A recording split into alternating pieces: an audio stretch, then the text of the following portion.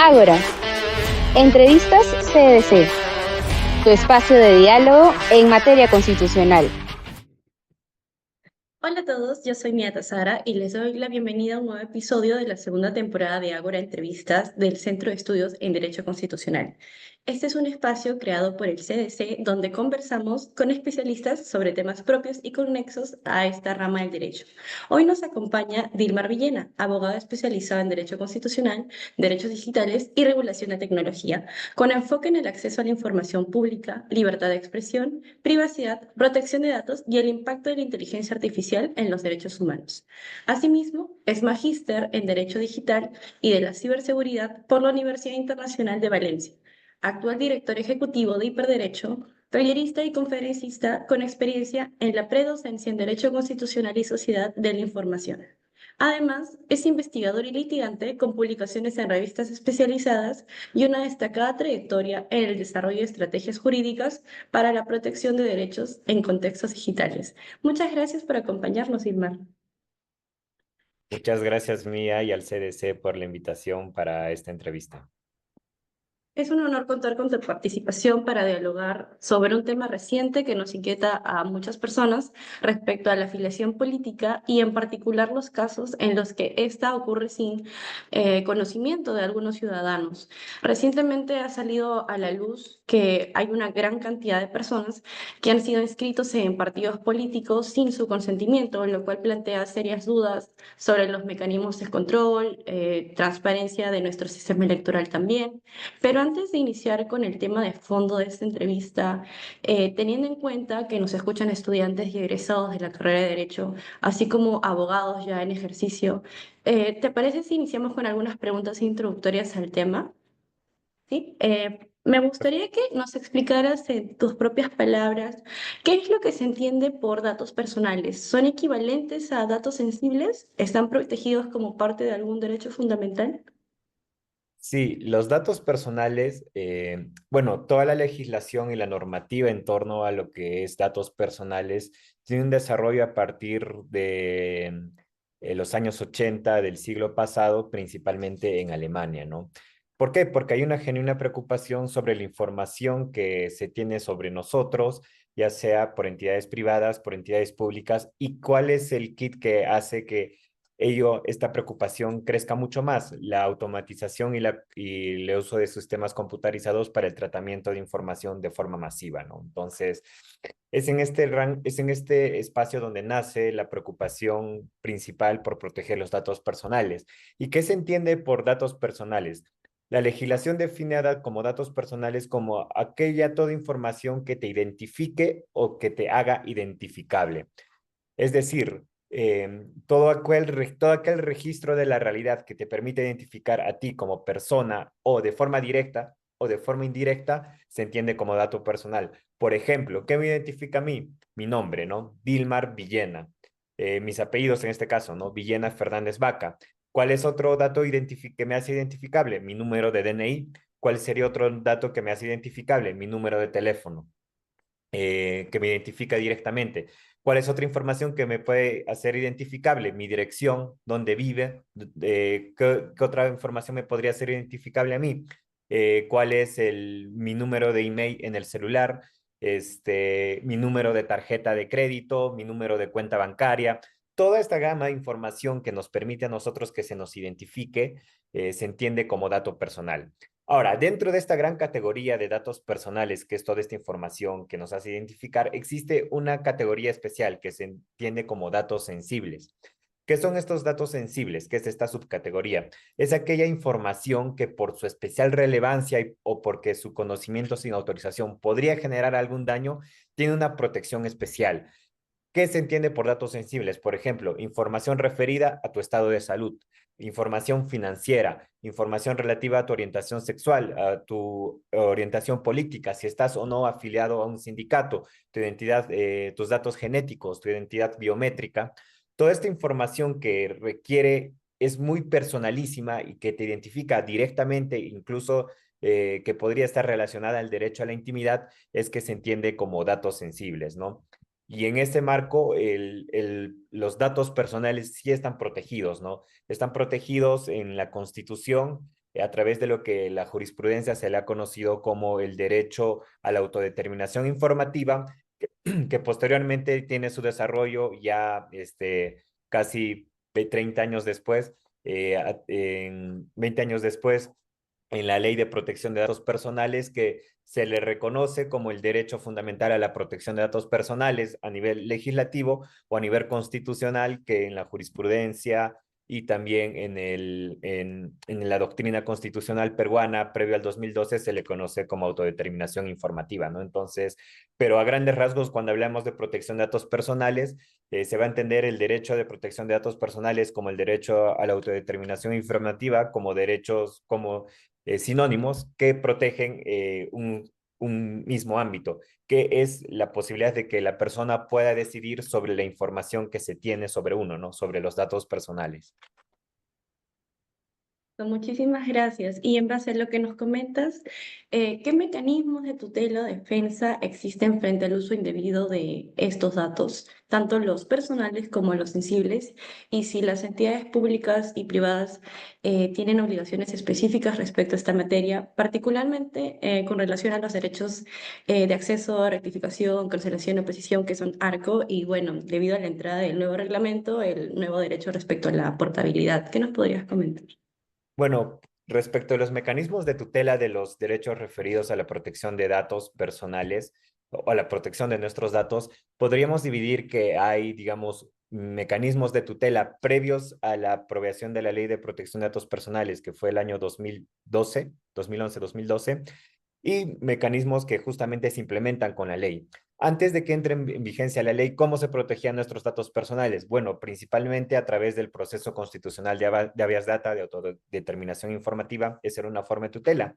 Pero también había mecanismos de tutela reconocidos y que siguen existiendo en el derecho civil, por ejemplo, que es la protección de la imagen, que es la protección de la voz, que permitían a una persona recurrir para tutelar lo que hoy en día conocemos como datos personales, que sería en este caso mi voz o mi propia imagen, pero a través del derecho civil, ¿no?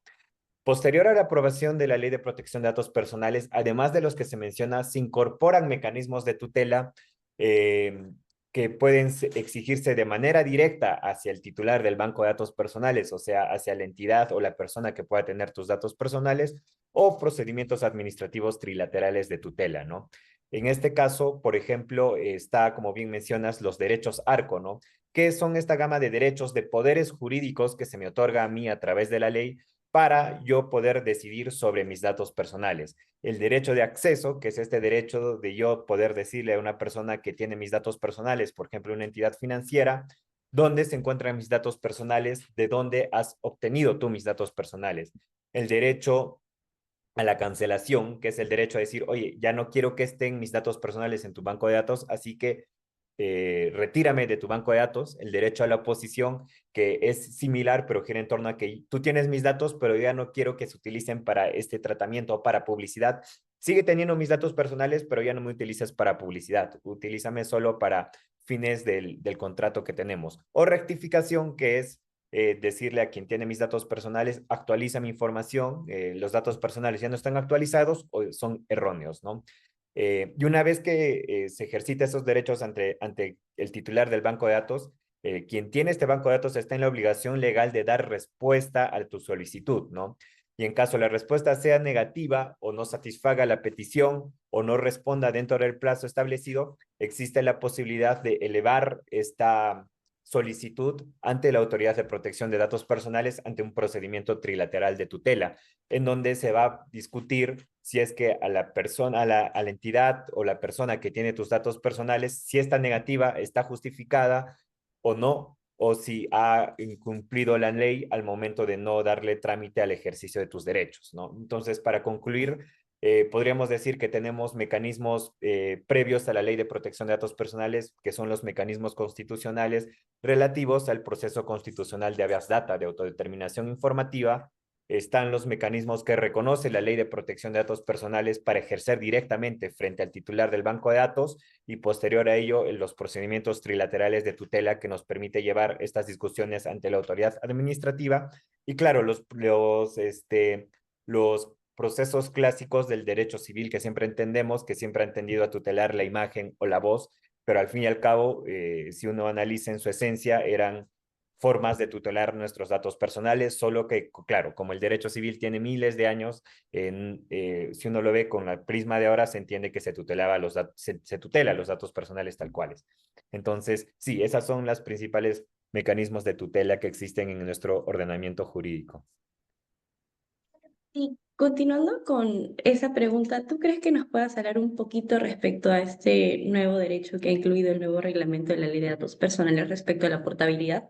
Porque Perú es uno de los pocos países de América Latina que hace referencia expresa a la portabilidad. Argentina tiene su ley hace 20 años, no lo menciona, y hay otros países como Venezuela y Bolivia que incluso no tienen una legislación específica de protección de datos personales. ¿Consideras que está bien mencionarlo o no era necesario? Bueno, el derecho a la portabilidad surge principalmente, su discusión surge principalmente respecto a los mercados digitales, ¿no? En el sentido de que, por ejemplo, tenemos hoy en día plataformas grandes tipo Meta, dentro de ellas Instagram, Facebook, que tratan de forma masiva los datos personales. Entonces, claro, eh, surge la cuestión de si esta plataforma tiene mis datos personales, yo debería tener el derecho de que toda esta gama de datos personales que tiene esta empresa también pueda tenerla yo y que se pase hacia otra empresa que me puede ofrecer un servicio similar. ¿Por qué? Porque al fin y al cabo son mis datos personales y yo tendría que poder decidir qué se hacen con mis datos personales, ¿no? Surge bajo esa necesidad. El derecho a la portabilidad, al fin y al cabo, es eso, ¿no? La posibilidad de que tú puedas requerir que los datos personales, los bancos de datos personales que pueda tener una empresa o una entidad pública, se puedan llevar todos hacia otra empresa para que también trate tus datos personales. Claro, de otro lado, ¿cuáles son las principales oposiciones que se tiene al reconocer este derecho a la portabilidad?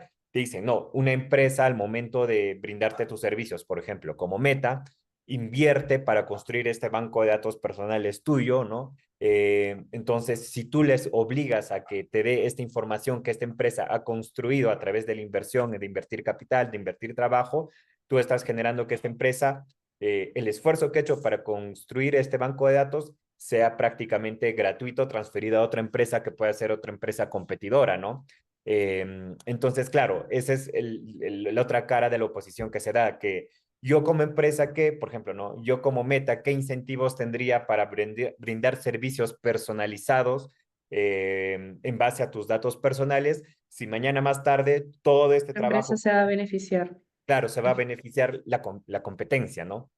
Eh, Mayormente esas son las dos posturas que se tiene y respecto al caso peruano, yo creo que sí es deseable que tengamos el derecho a la portabilidad porque dentro de todo y al fin y al cabo son nuestros datos personales, ¿no? Si la empresa ha construido toda esta información sobre nuestros datos personales, el propio ordenamiento jurídico reconoce este poder de decir, oye, tú tienes mis datos, entrégamelos y yo veo qué hago con estos. Y más aún si hablamos de grandes plataformas que nos ofrecen, digamos, no nos pagan específicamente cantidades monetarias por tratar nuestros datos personales, ¿no? Pero sí, esa es la situación, esa es la discusión. En Perú lo tenemos, pero veremos también cómo se termina aplicando en la realidad, ¿no? Muchísimas gracias. Y respecto al contexto de las elecciones, tanto desde la inscripción de partidos, campañas, votaciones y post resultados, ¿qué prácticas suelen vincularse con el uso o afectación de los datos personales, tanto de los electores como de los candidatos? Bueno, respecto de los candidatos, creo que recién estamos entrando en conciencia sobre cuando hacen campaña tratan con información personal, ¿no? Con datos personales. Por ejemplo, un clásico ejemplo en donde se utilizan datos personales. Eh, Hay casos en los cuales por campaña, no sé, dejan publicidad electoral en los recepciones de los edificios, ¿no? Con direccionado hacia ti, ¿no? Estimado Dilo Armillena, plan y la dirección. Y uno se pregunta, oye, ¿y de dónde tiene esta información? ¿De dónde tiene estos datos personales? Yo le he dado el consentimiento para que envíe esta publicidad. Esa es una forma. Entonces, claro, para tú hacer publicidad política, por así decirlo, propaganda política, y para hacer publicidad también, digamos, lo más eficiente posible, tú necesitas información y datos personales para saber a quién te diriges, qué discurso manejas, cuál es la idea que le quieres hacer llegar y al fin y al cabo determinar una orientación en su decisión política, ¿no? Ese es el fin de la propaganda política, generar que una persona decida o no decida políticamente en uno u otro aspecto. Claro, pero claro, para hacer ello necesitas tratar datos personales. Puedes tratarlos consiguiendo la información de forma, por así decirlo, legítima, de repente haciendo reuniones de comité partidario, haciendo en tus mítines, recolectando con formularios información, gente que puede estar interesado, ¿no? Haces un meeting y luego recoges un formulario con correos electrónicos o con direcciones para hacerles llegar luego información política, que es un medio legítimo. Existen medios un poco más cuestionables legalmente, que esto de repente lo vamos a conversar más adelante, que es, por ejemplo, recurrir a bancos de datos del mercado negro de datos personales, que a veces se hace, o que simplemente también existe la posibilidad de recurrir a la información que entidades públicas disponen, ¿no? En este caso, y hablando de entidades públicas, un gran banco de datos personales que pueden acceder los partidos políticos es el padrón electoral. El padrón electoral es esta información que se emite antes de cada proceso electoral para ver quiénes son los electores que están presentes en determinadas circunscripciones electorales y quiénes van a votar y dónde, ¿no? Los partidos políticos tienen por ley derecho a acceder al padrón electoral. Y claro, este padrón electoral en principio también está pensado en primer lugar para verificar que justamente no estén las personas que deberían estar inscritas, cuántas personas van a ir a votar a tal lugar, cosa que los personeros pueden hacer una verificación del cumplimiento y de un proceso electoral justo. Pero claro, ¿qué sucede? Que muchas veces estos padrones electorales se utilizan para fines, no necesariamente para fines electorales, o incluso se tienen padrones electorales de muchos años atrás, ¿no? Antes los padrones electorales eran entregados de forma física, ¿no? Con todo el papel. Posteriormente te entregaban el padrón electoral en un CD. Creo que todavía siguen entregando en CD si uno solicita el padrón electoral como partido político. Ahora, claro, hay que preguntarnos, los partidos políticos tienen padrones electorales desde el año 2001, 2006, y es razonable, proporcional que sigan teniendo padrones electorales tan antiguos, ¿no? O qué hacen con los padrones electorales al fin y al cabo. Reciben los padrones electorales, lo tienen resguardado, cumplen las medidas de seguridad o lo tienen en su oficina frente al lado de cualquier file como cualquier documento que podrían tenerlo, ¿no? Entonces, este es de un lado el tratamiento de datos personales que hacen los partidos políticos en materia de procesos electorales. Y nosotros como electores, cuando hablamos de procesos electorales, principalmente vemos cómo nuestra información puede servir para tener campañas políticas específicas, ¿no? Hay para eso justamente las grandes plataformas, principalmente Meta, que permiten publicidad política, es lo que valen, ¿no? Valen porque tienen nuestra información, conocen nuestros gustos, nuestras orientaciones políticas, qué hacemos, qué no hacemos, a qué le damos más likes, a qué publicación vemos con más segundos que otra. Entonces, utilizan esta información para brindarle un servicio de publicidad más específica a quien quiera hacerlo y efectivamente eso también redunda en lo que es publicidad electoral para procesos electorales, ¿no? Eso que comentas último resuena mucho a la elaboración de perfiles, ¿no? Que uno ve qué es lo que le gusta a la persona y en base a eso disparar contenido, disparar publicidad. Bien, bastante interesante y al mismo tiempo preocupante lo que nos comentas respecto al tratamiento que le dan los partidos a nuestros datos, ¿no? Y recientemente se ha hecho público, como bien mencionábamos al inicio, una serie de hechos respecto a la gran cantidad de ciudadanos que denuncian haber sido inscritos en partidos políticos sin su consentimiento, esto con fines electorales y políticos. ¿Y qué me podrías decir desde tu experiencia profesional? ¿Qué opinión te merece esta situación? ¿Consideras que existen condiciones estructurales en nuestro Estado que permiten o facilitan este tipo de prácticas? Sí, sobre este escándalo de afiliaciones falsas, creo que hay dos aristas, ¿no? Una que es digamos, la ética y la legalidad en la que se manejan los partidos políticos. Y la otra arista de discusión es cómo se ha dado esto, ¿no? ¿Cómo es que se ha hecho posible que se falsifiquen información de miles, de cientos de miles o hasta tal vez millones de peruanos, aún no lo sabemos, peruanos y peruanas, para que justamente se lleven a cabo estas afiliaciones falsas, ¿no? De lado sobre la legalidad y la responsabilidad de los partidos políticos no vamos a abordar, pero sí sobre cómo es que se ha hecho posible. Si tú vas a falsificar miles de planillas, ¿no? Electorales, necesitas la información sobre la cual basarte para falsificarla. Entonces ahí va la pregunta, ¿dónde se consigue esta información, ¿no? Hay una forma de hacerlo de forma legítima. ¿Y cuál sería la forma legítima de conseguir esta información? Pues ir directamente a la persona que pretendes afiliar y preguntarte si se quiere afiliar, y si se quiere afiliar, recoges la información de esta persona, ¿no? Sus datos personales. Esa sería la vía legítima legal. Pero claro, existen vías ilegítimas que te permiten recolectar esta información, que te permiten llenar la planilla de afiliado, ¿no? Para que esta persona sea parte de un partido político. Una forma muy sencilla es ir al mercado negro de datos personales, que existe, es un secreto a voces, existe por el centro de Lima. Uno va caminando por las calles que sabemos, ¿no? Donde se hace informática, uno pregunta por bancos de datos y te venden bancos de datos. Ese es el mercado negro de datos personales. Es ilegal vender datos personales, pero sucede. Es una forma.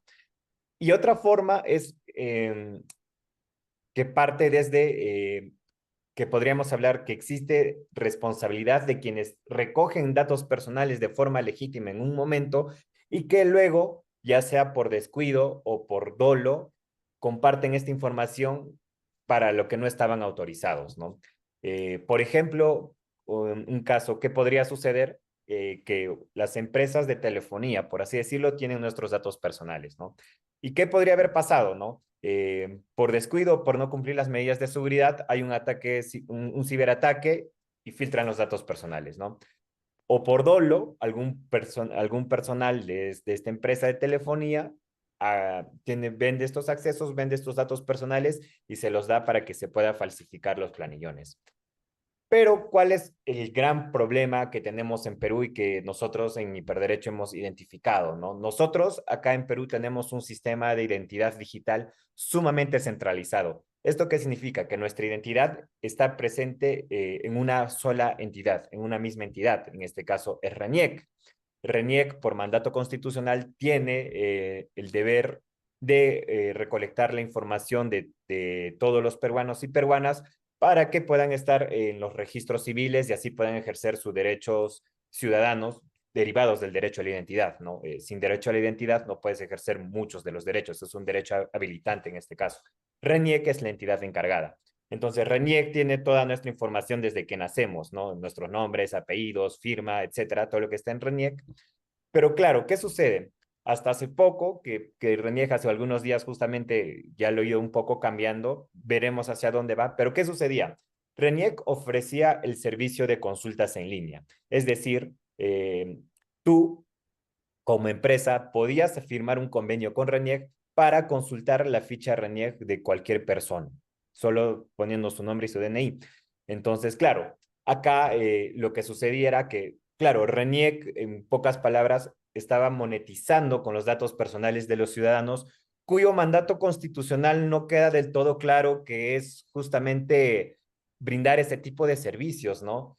Supuestamente RENIEC justifica estas acciones porque, claro, fomenta la seguridad jurídica, permite validar la identidad de quien contratas, qué sé yo. Pero claro, uno se tiene que preguntar, ¿esa finalidad constitucional tiene RENIEC eh, para poder vender nuestros datos personales? Que es al fin y al cabo lo que hace, ¿no? Es un convenio a través del cual, por una consulta que es 3 soles, o sea, para RENIEC nuestros datos valen 3 soles, puede entrar una empresa a consultar y obtener toda nuestra información, ¿no? Y claro, uno diría, bueno, está bien que RENIEC haga eso, por ejemplo, para entidades que cumplen law enforcement, ¿no? O sea, por ejemplo, para el Ministerio Público, para la policía, para validación de identidad, está bien, pero que lo tenga un supermercado, que lo tenga una tienda por departamentos, ¿por qué tendría que tener acceso a esta tienda de departamentos a mi información personal, ¿no? Sin mi consentimiento en primer lugar y dos, sin tener yo, RENIEC recibiendo el dinero por esa consulta y si yo no recibir nada a cambio, ¿no? Entonces, ese es un poco el modelo en cómo se ha sostenido el sistema de identidad peruano, que ha sido muy centralizado y que a través del sistema de consultas en línea, RENIEC habilitaba para que cualquier empresa o entidad pública suscribiendo un convenio pueda acceder a nuestros datos personales. ¿Y qué ha sucedido? Que justamente a través de reportajes que hemos visto en los dominicales, de que quienes te ofrecían este servicio de afiliaciones bambas, de afiliaciones falsas, también te ofrecían, dentro del costo, estaba el costo de consulta RENIEC. Entonces, para obtener tu ficha RENIEC. Entonces, ahí obviamente existe un problema de seguridad en el cual empresas o entidades públicas, aún no lo sabemos, que tienen convenios con RENIEC, utilizaban estos accesos para usarlos ilegalmente para otros fines que no han sido previstos, ¿no? Entonces, claro, estructuralmente ese es el problema, que RENIEC dispone de nuestros datos personales y nuestro consentimiento y se lo da a quien esté dispuesto a pagarlo. Y dos, y tres, es otro problema aún más, más que nos puede llamar más la atención. RENIEC dispone de tres niveles de acceso a datos personales. Nivel 1, que puede estar el nombre, apellido, dirección. Nivel 2, donde está la fotografía. Y nivel 3, donde está la firma, la huella dactilar. Y de acuerdo a qué tipo de entidad eres, tienes distintos niveles de acceso. Por ejemplo, para el nivel 3, que en el cual está tu huella dactilar o está tu firma, tendrías que ser o una notaría o una entidad del sistema financiero o una entidad de seguros, o sea, una entidad eh, que en principio no debería tener esa facilidad para poder vulnerar tus medidas de seguridad, ¿no? En este caso, las falsificaciones, para poder afiliar falsamente a una persona, necesitabas acceder a su firma y para acceder a su firma necesitabas un nivel 3. Entonces, quienes están involucrados son justamente o notarías o entidades del sistema financiero o estas entidades o empresas que deberían tener un sistema de seguridad más alto y más resguardado, pero justamente ellas han permitido que se filtre la firma de los ciudadanos para que luego estas sean falsificadas, ¿no? Entonces, creo que ahí va un poco el problema estructural que nos hace preguntarnos, ¿RENIEC tiene competencias constitucionales para firmar este tipo de convenios y permitir que accedan a nuestros datos personales sin nuestro consentimiento? Mi respuesta es que no la tiene y que, bueno, si ese es RENIEC tiene un fin recaudatorio en este ámbito, bueno, lamentablemente no está bien porque no puede seguir lucrando o con la información de nosotros.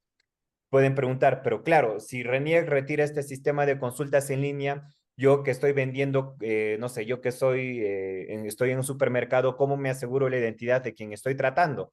Bueno, ¿qué sucede en otros países con niveles más altos de privacidad o incluso con niveles más descentralizados de información?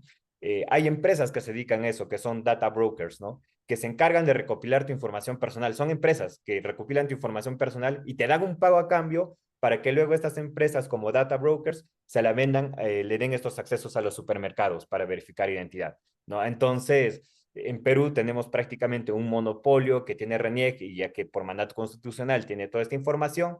Claro, en Perú cualquier empresa que quisiera ser un data broker, ¿no? De recolectar información personal, va a fracasar porque no puede competir con RENIEC que ya tiene toda esta información centralizada. Entonces, sí hay alternativas a esto, hay alternativas, hay que empresas propiamente dichas recolecten esta información, nos ofrezcan algún servicio, algún beneficio a cambio de nuestros datos y que luego de eso pues sirva para validar identidad y que para el negocio jurídico, los negocios jurídicos que supuestamente RENIEC quiere brindar esta seguridad jurídica, ¿no? Entonces, va un poco por ahí el problema estructural que tenemos, ¿no? Es cómo RENIEC maneja nuestros datos personales. Y en esa misma línea se ha eliminado recientemente el costo para presentar denuncias contra partidos políticos por el uso indebido de datos personales. Eh, en lo personal, considero que esta decisión es correcta porque tanto la carga económica como administrativa caía en el ciudadano, pero fue adecuado es que este costo existiera previamente, considerando que podría o no limitar el ejercicio de nuestros derechos ARCO? ¿Qué nos comentas? Ese, sí, esa es una excelente pregunta, ¿no? Y que justamente eh, parte de preguntarnos bueno, de analizar cómo cómo es que RENIEC como organismo constitucionalmente autónomo ve la normativa de protección de datos personales, ¿no? Si es que les sienten que es aplicable o no les es aplicable. Entonces, claro, ¿qué sucede? Por ejemplo, tú mencionas el caso de la desafiliación, ¿no? Tú tenías que pagar una tasa administrativa para desafiliarte, algo que debería estar reconocido como un derecho ARCO, que es un derecho ARCO, ¿no? Pero no solo pasa para eso, ¿no? Por ejemplo, si uno quiere actualizar, por ejemplo, en RENIEC la información sobre grado de instrucción, pasar de secundaria a universitaria, tienes que pagar también una tasa, ¿no? Si uno quiere actualizar cierta información, existen tasas para actualizar información en RENIEC que en principio estarían dentro de la gama de los derechos ARCO, ¿no? Que sería de rectificación o de actualización. Entonces, esta decisión que se ha tomado es correcta, pero esa es una decisión que debería ampliarse hacia todo el ámbito digamos, de los procedimientos administrativos en los cuales se ven nuestros derechos ARCO envueltos. Yo me acuerdo que en una investigación que tuvimos en Hiperderecho en su momento, presenté una solicitud ARCO, directamente una solicitud ARCO a RENIEC, ¿no? Para que se actualice la información relativa a mi grado de instrucción. Y claro, en primer lugar, no le dieron tratamiento como una solicitud ARCO. Le dieron tratamiento como si fuera el ejercicio del derecho de petición, que es un derecho totalmente distinto del derecho, de los derechos ARCO. Entonces, ¿qué nos decían con eso? Que sentían o entendían de que la normativa de protección de datos personales no les alcanzaba, porque una solicitud ARCO le daban tratamiento de derecho de petición. Y claro, ¿cuál fue la respuesta que luego nos dieron? Tú, bueno, estás queriendo ejercer tu derecho de petición, pero está dentro de un procedimiento reglado que está en nuestro TUPA, ¿no? Entonces, si tú quieres hacerlo, hazlo a través del TUPA. ¿Y qué sucedía? ¿Cuál era el respaldo legal que tenían en cierta medida en su momento? Es que el reglamento anterior de protección de datos personales, claro, disponía que para ciertos trámites que puedan estar en las tupas de las entidades, sí podían poner el cobro para ejercer algún tipo de derechos, ¿no? De los derechos ARCO relativos, pero llegado el momento de que preguntarnos, ¿es genuinamente legítimo que para que tú puedas actualizar tus datos personales frente a la entidad que tiene el mandato constitucional de mantener nuestra información actualizada, tengas que hacer un pago administrativo, ¿no? Para mí, evidentemente, el pago es desproporcional y por lo tanto sería un pago inconstitucional para poder cuestionar los TUPAS que tiene en este caso RENIEC para actualizar tu información. Porque no es que estás pidiendo un nuevo DNI, no estás pidiendo que te emitan un nuevo DNI, que tampoco su costo es muy alto, pero bueno, simplemente quieres actualizar información tuya, no tiene mayor costo, o sea, no tendría mayor labor que el funcionario público entrando y cambiando la información. ¿Por qué tendría que pagar 30 soles, 40 soles para actualizar esta información? Entonces, sí, la decisión para desafiliar fue buena, pero debería ser extensiva a todo el ámbito en el cual RENIEC trata nuestros datos personales y nosotros ejercemos nuestros derechos ARCO frente a RENIEC o cualquier otra entidad que pueda tener también nuestros datos personales, ¿no? Y en esa misma línea, disculpa que te robo un poco más de tiempo, pero me gustaría hacer una última pregunta antes de concluir la entrevista. ¿Crees que debería incluirse en la educación secundaria una formación específica respecto al tratamiento de datos personales? No sé si podrías sugerir algunas prácticas para fortalecer la protección y vigilancia de nuestros datos. Sí, yo creo que es algo totalmente necesario, ¿no? Porque esto viene desde dos ámbitos. Nosotros tenemos normativa de protección de datos personales, normativa relativamente fuerte y garantista. Pero ¿qué pasa? Que ni las entidades públicas, ni las entidades privadas, ni la ciudadanía en general está sensibilizada respecto a lo sensible que es tratar información personal. Recién ahora, y en los últimos 2, 3 años, se está tomando conciencia sobre la importancia de nuestros datos personales porque podemos estar expuestos a situaciones de crimen organizado, ¿no? Ahí de repente uno recién se pregunta, oye, ¿cómo puede ser posible que me están queriendo extorsionar? ¿Cómo tiene esta información recién ahora? Pero ese es un tema que se ha tenido que trabajar desde muchos años atrás, que es la sensibilidad que se tiene que tener respecto al tratar información personal de otras personas, ¿no? Y, por ejemplo, en este caso, tanto entidades públicas como privadas, al momento de tratar información personal, no se tiene esa conciencia, ¿no? De que, por ejemplo, yo, y lo sabemos porque en Hiperderecho hemos dado muchos talleres, quienes tienen accesos privilegiados a consultas de RANIEC, hacen las consultas de la forma más liviana, ¿no? Por ejemplo, para identificar, oye, estoy saliendo con tal persona, puedes preguntar, puedes averiguar su ficha RENIEC, y si la persona tiene acceso a la ficha RENIEC, va a entrar y lo va a hacer.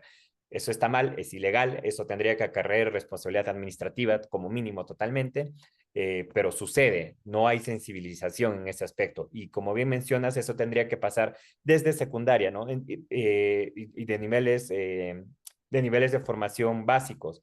¿Y qué nos puede llevar a pensar sobre ello, no? Por ejemplo, nuestros datos personales puede ser como nuestro celular, como nuestra tarjeta, ¿no? Tenemos derechos sobre ellos. Solo nosotros podemos decidir qué se hace con ellos, a quién se da, a quién se transfiere, dónde se almacenan, para qué se utilizan. Nosotros tenemos ese derecho constitucionalmente reconocido. Entonces, teniendo conciencia de que nuestra información está protegida de esa manera, podemos hacer valer, como por ejemplo cuando podemos ser víctimas de hurto de nuestro celular, que queremos ejercer nuestros derechos en ese momento, ¿no? Que reconoce la autotutela. Lo mismo podemos hacer con nuestros datos personales, podemos defenderlos, tenemos las herramientas legales, pero para poder ejercerlas plenamente, necesitamos, como bien mencionas, concienciación y sensibilización desde colegio, pero también a funcionarios públicos, a empresas privadas que tratan información personal, y también como ciudadanía en general, ¿no? De que la información personal es personal y no tendría por qué estar divulgándola sin la autorización de quien es el titular de esta información, ¿no? Bien, no tengo tanta experiencia como tú respecto a datos personales, pero lo que he podido ver en la práctica me ha permitido darme cuenta que muchas veces nosotros pecamos de no leer. Simplemente damos clic a aceptar política de privacidad, términos y condiciones, cookies, y no tomamos realmente conciencia, como bien mencionas, de qué es lo que estamos entregando, por cuánto tiempo están entregando, a quiénes se les va a trasladar esta información, porque muchas veces, si bien es cierto, hacemos el contrato con la empresa, esta también tiene su base de datos de repente en otro país o tiene contratos con terceros, y esa información también es trasladada a ese tipo de empresas y nosotros no lo sabemos hasta que ocurre algún problema, como bien mencionas, un ataque de seguridad o brecha de información, y recién decimos, oh, pero yo no le he dado mi información a esa otra empresa, y después nos damos cuenta de que efectivamente sí lo hicimos, ¿no? Entonces, algo que yo siempre recomiendo desde que como que empecé a meter un poquito de lleno en esto es decirle a mis familiares y a mi mamá, por favor, no le des clic sin antes haber leído. A mi nona también le digo, por favor, nona, no le des clic a ninguna cookie si no has leído absolutamente nada de lo que te menciona la página web, ¿no? Porque yo antes sí era, tengo que hacer un mea culpa, o mirando atrás, antes sí como que inconscientemente, ok, Sí. porque a veces es engorroso leer, pero después que creo uno investiga o se mete más a fondo en estos temas, puede generar esa conciencia de no regalar los datos a cualquier persona, ¿no? La verdad que ha sido muy interesante todo lo que nos has compartido. Creo que son temas que debemos tener muy presentes, no solo los estudiantes o profesionales del derecho, sino la ciudadanía en general, especialmente ahora que nos acercamos a un nuevo proceso electoral. Invitamos a todos los que nos siguen a través de nuestras redes sociales a profundizar desde la lectura propiamente de la normativa de datos personales y su tratamiento, así como en los diversos artículos y materiales audiovisuales que existen hoy en día para aprender más sobre datos personales. Le agradecemos muchísimo su tiempo y valiosos aportes. No sé si nos quisiera decir algo brevemente, tal vez hablarnos un poquito más sobre hiperderecho que lo he mencionado. Sí, gracias, Mía. Bueno, en Hiperderecho nosotros somos una organización de la sociedad civil que justamente trabajamos para que la ciudadanía tenga conciencia y conozca sus derechos fundamentales en entornos digitales, cómo los derechos humanos se relacionan con la tecnología. Si quieren conocer nuestras investigaciones, nuestras publicaciones, pueden entrar a hiperderecho.org. Ahí abordamos cuestiones de política pública actual, contemporánea, sobre qué se discute en el Congreso, qué regulaciones hay en el Ejecutivo y cómo esto impacta nuestros derechos digitales, ¿no?